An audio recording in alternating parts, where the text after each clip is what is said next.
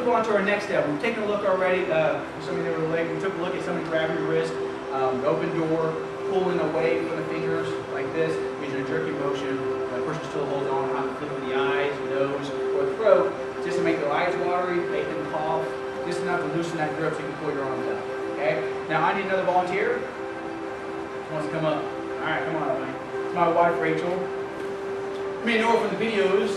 She doesn't like that post. But she was so willing to partner up with me. I'll take him down, I swear.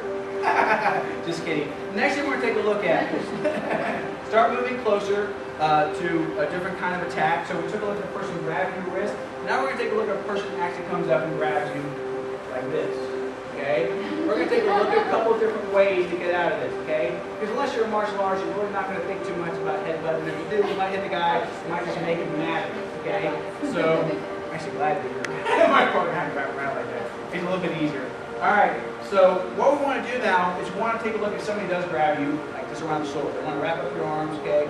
A lot of times they may not necessarily grab you like this, try to pull you away. A lot of times you're going to wrap up your body and try to pull you back like this, okay? They want as much as your body as possible, okay?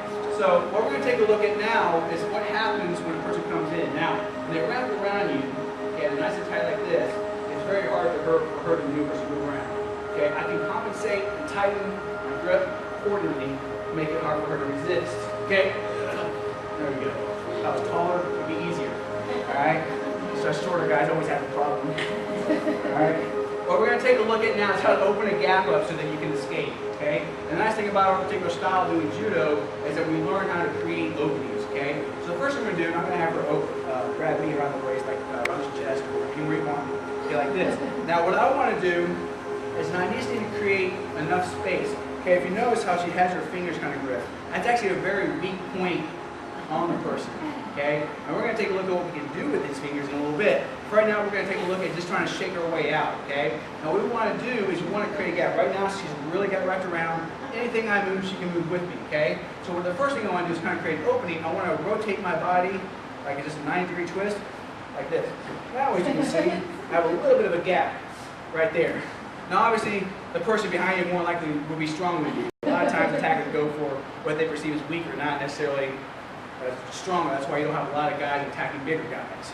You know, they usually try to attack, you know, someone they perceive as weaker. So they're going to have a pretty good grip, but a jerky motion, once again, doesn't allow that person to compensate. Okay? Just by turning like that, it allows the person. So, yeah, I know. She's doing it for dramatic. Alright, so what I'm going to do is I'm going to grip her, okay? And she's going to go ahead and rotate, okay? There you go. And as you can see, a little gap opens up here.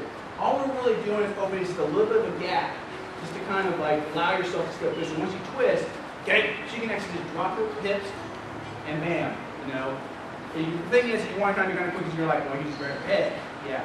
If you go slow enough, yes. But so if I come in like this, okay, remember everything's about jerky. So you want to do it kind of like in one motion. You want to twist and get your body out like this. Okay? By doing it that fast, and I've had practice obviously, by doing that fast, the person is not able to compensate. Whereas if I were to do this, like this, try to wiggle out, the person can adapt. Okay? Woo! We're working on there. No, that's what I'm talking about. Alright, so she's going to twist real quick, drop her hips, and then just push out. Okay? Nice. Yay! She escapes! Everybody loves the other dog. Alright, so we're going to come in. She's going to twist the ball. I'm going to go ahead and resist a little bit. Okay. And she's going to keep doing it. Just keep twisting. Not that. There you go. Step, put this leg back and just kind of wiggle out more. There you go. And you kind of see how she does make her upper body harder to grab by tilting down like this.